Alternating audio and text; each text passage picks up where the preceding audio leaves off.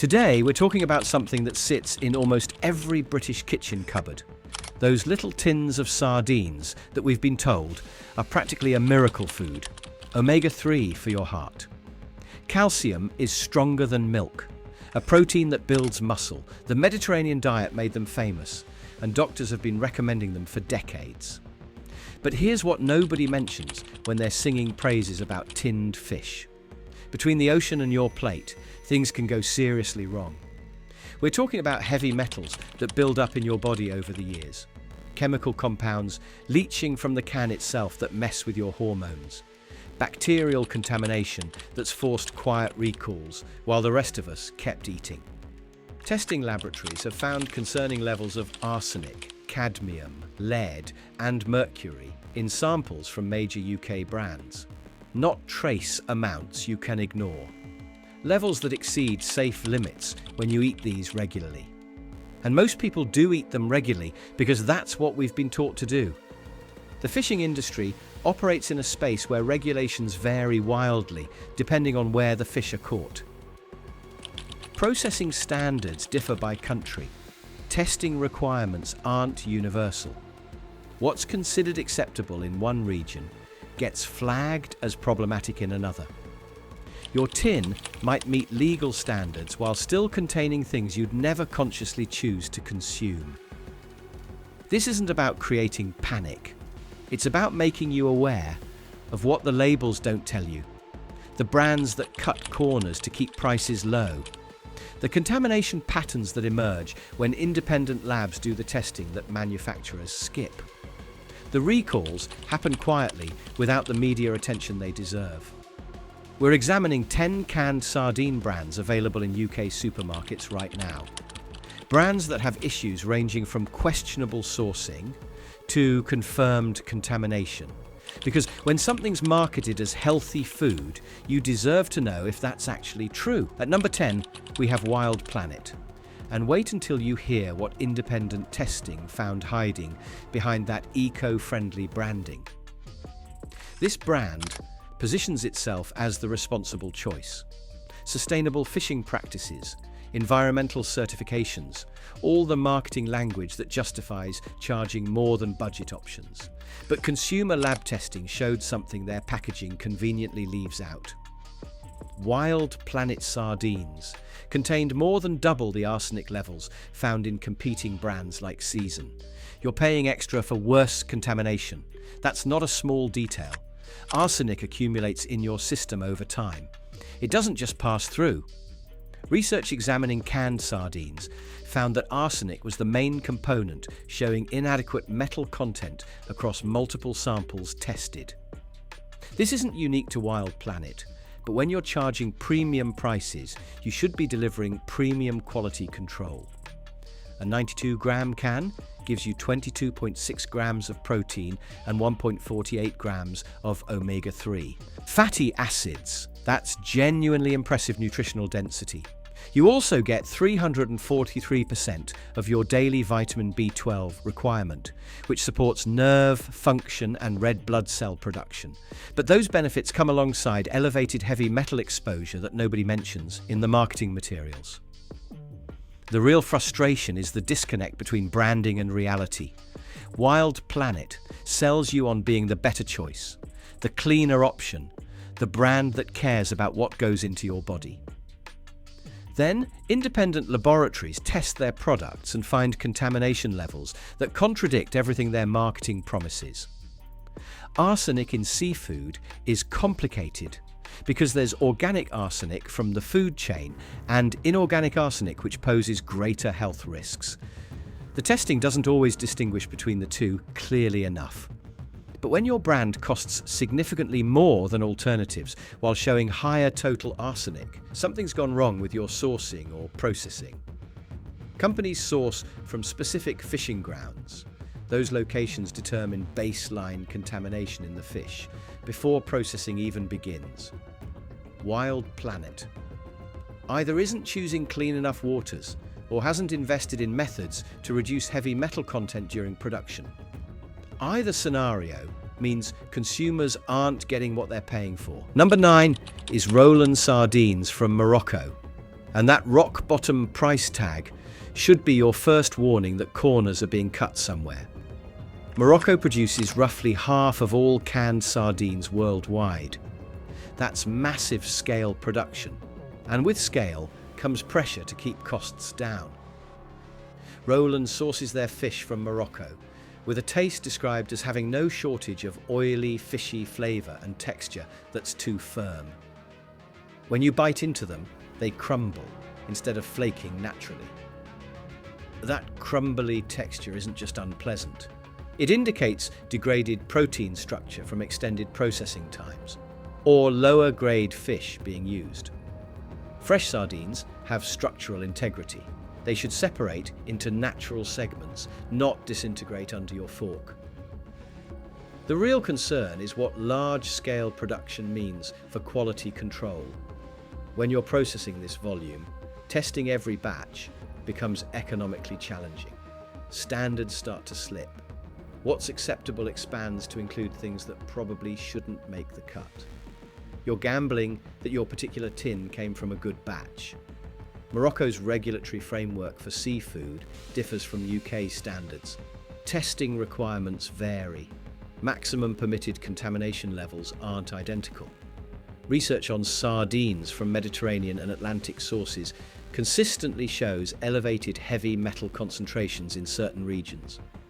Not every Moroccan sardine is problematic, but budget brands aren't investing in selective sourcing. Studies examining canned sardines from various markets found high levels of mercury, arsenic, lead, and cadmium, with some values exceeding maximum permitted limits. That's what happens when profit margins are thin, and testing is treated as optional rather than essential. One customer opened a tin of budget Moroccan sardines and immediately noticed something felt off. The smell was stronger than usual, almost cheese-like instead of the normal fish scent. She tried one bite and the texture was wrong, mushy and crumbling, apart unnaturally. She threw the rest away, but within hours, her stomach started cramping. The nausea came next, then hours of being violently ill. She contacted the store, hoping for at least an acknowledgement that something had gone wrong. They offered a refund for the $1.20 she'd spent. No apology, no concern, no investigation. Just a quid and change for an evening spent wondering if she needed to go to the hospital. That's what you get when you're eating the cheapest option from the most stressed supply chains. The bigger picture is that price reflects reality in food production. When sardines cost significantly less than alternatives, something's being compromised. It's either the quality of fish being selected, the rigor of testing protocols, or the care taken during processing. Usually it's all three. Your wallet benefits short term, while your body deals with the long-term consequences of whatever contaminants slipped through inadequate quality checks. At number 8, we've got Tesco own brand sardines. And that vague, various countries' origin label is hiding more than you'd think. Walk into any Tesco and you'll find their own label sardines with minimal packaging details. Simple label, basic information. Origins listed as just Atlantic Ocean or similar vagueness. That's not transparency. That's strategic ambiguity that protects profit margins while leaving you guessing about what you're actually eating. When brands don't specify exact origins, it means they're switching suppliers based on whoever offers the lowest price that week. Your June tin might contain Portuguese sardines. September's could be Moroccan. December's batch might mix sources from wherever offered the best deal that quarter. There's zero consistency in sourcing, which guarantees zero consistency in quality. 100 grams of sardines provides 382 milligrams of calcium, covering 38% of your recommended daily allowance. That's exceptional for bone health, genuinely useful nutrition. But if those sardines came from contaminated waters or were processed without adequate testing, that calcium arrives with unwanted companions. Heavy metals bind to calcium in fish bones. When you're eating whole sardines, bones included, you're consuming everything they absorbed during their lifetime. That's fine when they lived in clean waters. It's problematic when they didn't, and you have no way of knowing which scenario applies to your tin. Tesco argues their products meet all legal standards. That's technically accurate, but deeply misleading. Legal standards are minimum thresholds designed to prevent immediate harm. They're not optimized for long-term health when you're eating these products regularly. There's a massive gap between technically safe and actually healthy. These budget supermarket brands also rarely invest in BPA-free can linings. They use whatever's cheapest, which usually means BPA-containing epoxy resins. You're getting endocrine-disrupting chemicals leaching into your sardines alongside uncertain contamination levels from unspecified fishing grounds. The money you save on cheaper tins gets spent elsewhere in ways you don't immediately see.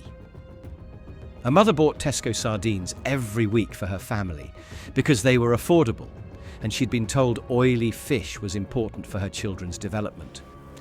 She served them on toast twice a week, proud she was giving her kids something nutritious on a tight budget.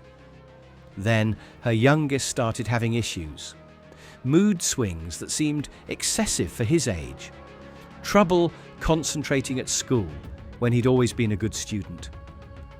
The paediatrician ran tests looking for everything from ADHD to thyroid problems. It took months before someone suggested checking for heavy metal exposure. The results showed elevated levels that shouldn't have been there. They couldn't prove it was the sardines definitively, but when she stopped serving them and switched the family's diet, his symptoms gradually improved. She still feels guilt about it, about trying to do the right thing and potentially harming her child, because she trusted that meeting legal standards meant safe for regular consumption. Number 7 is Sainsbury's sardines in tomato sauce. And while they're responsibly sourced according to the label, that tomato sauce is masking some nutritional problems. Sainsbury's sardines are promoted as being responsibly sourced and looking plump in the tin. That sounds positive until you examine what in tomato sauce actually means for the product. Research showed that sardines in tomato sauce contain significantly lower omega-3 levels compared to those in olive oil or spring water. One study found 950 omega-3 per 100 grams in tomato sauce varieties versus over 3,000 mg in oil-based options. You're eating sardines specifically for omega-3 benefits. That's the whole point. But tomato sauce varieties can contain less than a third of what you'd get from other preparations. The sauce isn't just flavouring, it's dramatically reducing the nutritional benefit you're seeking. The sodium content in tomato sauce preparations is also concerning. Testing found that all samples examined qualified as high sodium foods containing more than 600 milligrams per 100 grams. The World Health Organization recommends daily sodium intake shouldn't exceed 2,000 milligrams total. You're pushing halfway to that limit with a single tin. Excessive sodium raises blood pressure and increases cardiovascular disease risk. It also promotes calcium excretion through urine, which can contribute to kidney stones. You're eating sardines partly for calcium, then the sodium is pulling that calcium straight out before it benefits your bones. The irony is painful. The tomato sauce also adds unnecessary sugars to a product that should be pure protein and healthy fats. While the amounts aren't massive, you're transforming a clean protein source into something processed and less nutritionally optimal. Sainsbury's markets these as convenient and tasty, which they probably are. But convenience and taste come at the expense of the nutritional benefits that should be the reason you're choosing sardines in the first place. You're getting a shadow of what you could be getting from better preparations. An elderly man had been eating Sainsbury's sardines in tomato sauce almost daily for 3 years. His doctor had told him to increase omega-3 intake for his heart, and these were affordable and tasted decent with the sauce. He felt good about following medical advice. Then his annual checkup showed his omega-3 levels were still concerningly low despite all those tins. The doctor was confused until she asked exactly what he was eating. When she explained that sardines in tomato sauce contain a fraction of the omega-3 in oil-based versions, he felt betrayed. Not by Sainsbury's necessarily, but by the entire system that let him believe he was doing something beneficial when he was barely getting any of the nutrients he needed. 3 years of eating something he didn't particularly enjoy, thinking it was medicine, only to find out it was mostly just cheap filler in tomato sauce. At number 6, it's John West Sardines, and yes, they appear twice on this list because the problems with this brand run deep. John West recalled boneless sardines in sunflower oil and sardines in olive oil due to possible microbiological contamination risk, affecting batches 109, 110, 111, 112 and 113. Multiple consecutive batch numbers means this wasn't isolated contamination. This was a production run problem, spanning days or weeks of sardines, leaving the facility with potential bacterial issues. Before that recall, John West pulled sardines in tomato sauce due to suspected bacterial contamination that resulted in swollen cans. Swelling means gas production from bacterial growth. That's organisms like Clostridium thriving where they absolutely shouldn't. These bacteria produce toxins that cause serious illness when consumed. The company statement followed standard crisis management protocols. Extremely small number of affected cans. Purely precautionary measure.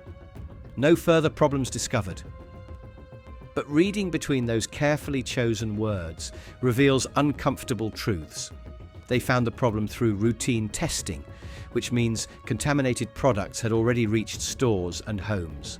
The recall only covered inventory still in the supply chain. Cans already purchased and sitting in cupboards weren't tracked or recovered. You were supposed to check batch numbers yourself and return them if they matched. Most people didn't even know there was a recall to check for. Bacterial contamination in canned food represents fundamental processing failures. High heat sterilization is supposed to create commercially sterile products that remain safe indefinitely. When bacteria survive that process or get introduced afterward, something critical broke down in quality assurance protocols.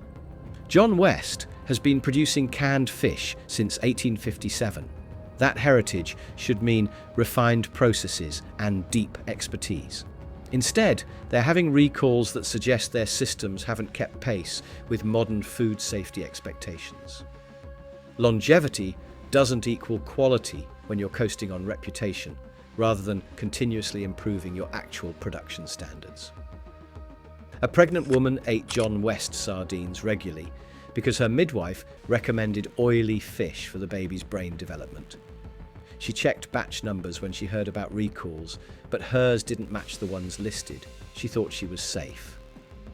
2 days after eating a tin, she spent a horrible night with severe stomach cramps and vomiting.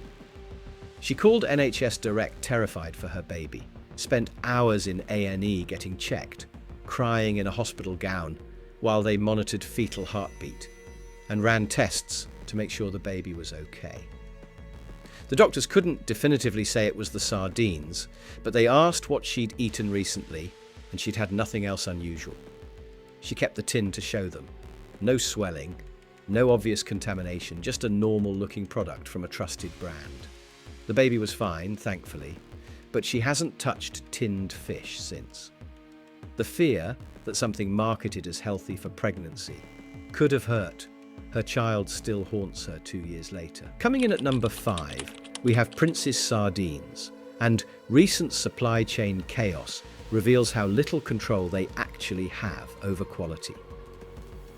Prince's confirmed that Moroccan sardine supply has been experiencing disruptions for some time, with catch levels remaining below expectations following annual fishery closures. They admitted the exact reasons for reduced availability aren't fully understood, though climate change may be influencing fish migration patterns, moving sardines away from traditional fishing grounds. Here's the concern. When a brand doesn't have stable, consistent supply from known sources, quality control becomes nearly impossible. They're scrambling to source from wherever fish are available, which means constantly changing suppliers and fishing grounds. Each new source brings different contamination profiles, different handling practices, different processing standards. The company stated they're actively reviewing all sourcing options to find alternatives. That sounds proactive until you realize it means they're buying from new suppliers they haven't thoroughly vetted. The rush to maintain supply often overrides the patience needed for proper quality testing and verification. Prince's sardine and tomato paste products contain only 39% actual sardines, with the rest being sprats, minced, salmon, minced haddock, potato starch, and various fillers. You're not eating pure sardines. You're eating a heavily processed fish paste where sardines are less than half the content. The ingredient list reads like a processed food rather than simple tinned fish. Barley malt vinegar, soya protein concentrate, rusk made with wheat flour, added calcium carbonate, iron, niacin, thiamine. These additives bulk up the product cheaply while reducing the actual fish content you're paying for. Testing showed cadmium was detected in 90% of sardine samples across the industry, and Prince's likely falls within that majority. Without transparent testing data from the company, you're gambling on whether your tin is on the cleaner or dirtier end of that spectrum. At number 4, Asda's own label sardines, sourced from Morocco, have been quietly disappearing from shelves, and the reasons should concern you. Asda's Moroccan-sourced tinned sardines appear to have been out of stock since earlier this year. While the supermarket claimed this wasn't related to the industry-wide supply issues, the timing is suspicious. When products quietly vanish without explanation, it usually means problems the company doesn't want to publicize. The broader context matters. Morocco's sardine fisheries are experiencing significant disruptions, with supply described as very poor to the point of being non-existent, according to major British importers. Around 60% of tinned sardines found in Britain come from Morocco. When that supply collapses, brands scrambling for alternatives often compromise on quality. One comparison testing described Asda's sardines as having quite fluffy texture, which isn't a compliment for fish. It suggests over-processing or lower-grade fish, where the natural structure has broken down. Fresh, quality sardines should have firm but flaky texture, not fluffy mush. Asda sardines were also the second most expensive among budget options tested, despite being own-brand products. You're not getting premium sourcing or testing to justify that price. You're paying more for inconsistent quality from stressed supply chains and unknown fishing grounds.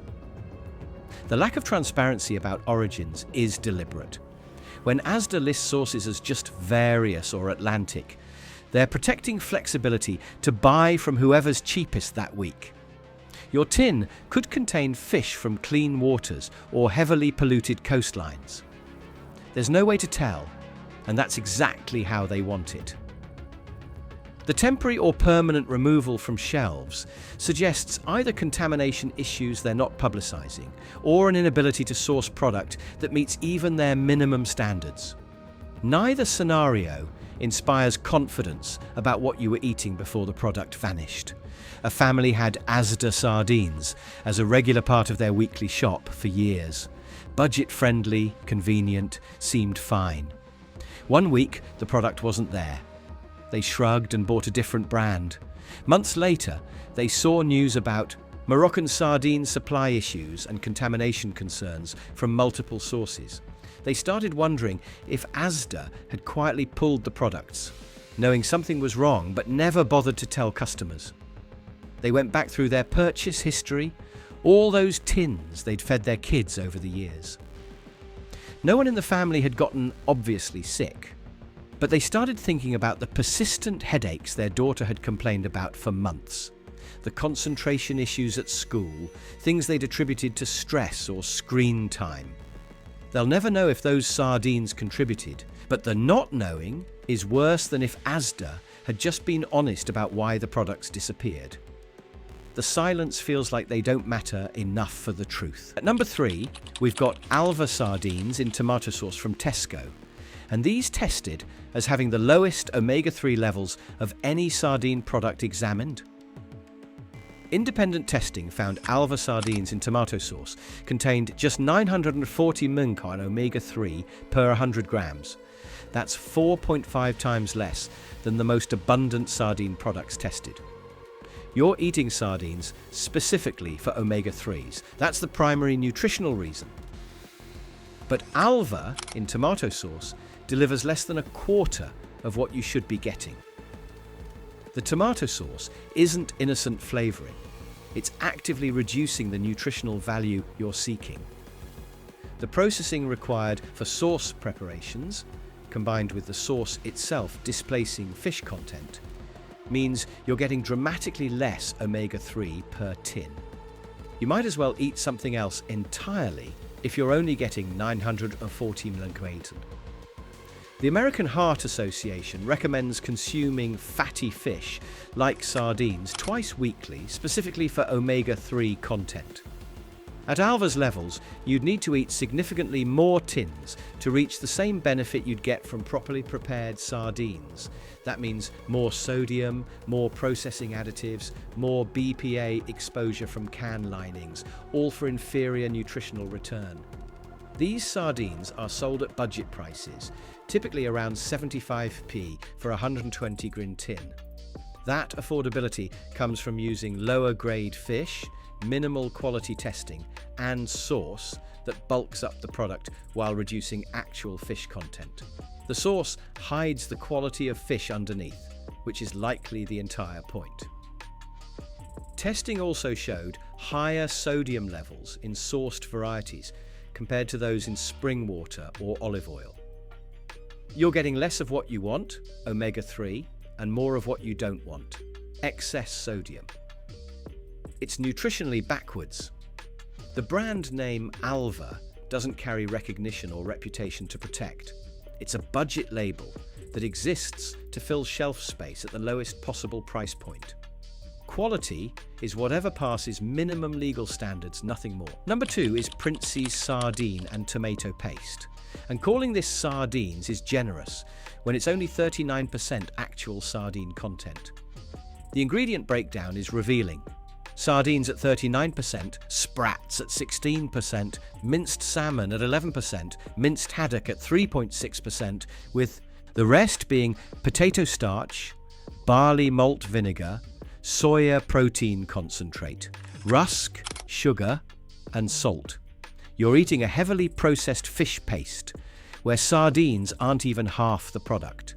This isn't tinned sardines. It's fish paste that happens to contain some sardines among various other fish and fillers. The nutritional profile you expect from sardines, the omega-3s, the calcium, the vitamin B12, all of that gets diluted by the other fish and non-fish ingredients mixed in. The use of sprats, salmon, and haddock suggests they're using whatever fish is cheapest at the moment. Sprats are significantly cheaper than sardines. Minced fish means scraps and trimmings rather than whole fillets. You're getting the parts of fish that couldn't be sold as premium products. Potato starch and rusk are fillers that bulk up the product cheaply. Soya protein concentrate is another cheap protein source used to pad the nutritional numbers while reducing actual fish content. These aren't ingredients you'd find in quality tinned sardines. They're marks of a heavily processed, cost-optimized product. The sugar content is unnecessary. There's no reason sardines need added sugar unless you're trying to make low-quality fish more palatable. Salt is also added beyond what's naturally present or needed for preservation, contributing to the high sodium levels that make these products problematic for regular consumption. Prices vary from 65p at Tesco to 80p at Sainsbury's, with some specialty retailers charging over 2 euros for the same product. Even at the lowest price, you're not getting value. You're getting mostly filler and mixed fish scraps, marketed as sardines. The product name itself is misleading. Sardine and tomato paste suggests sardines as the primary ingredient. At 39%, they're barely the plurality, let alone the majority.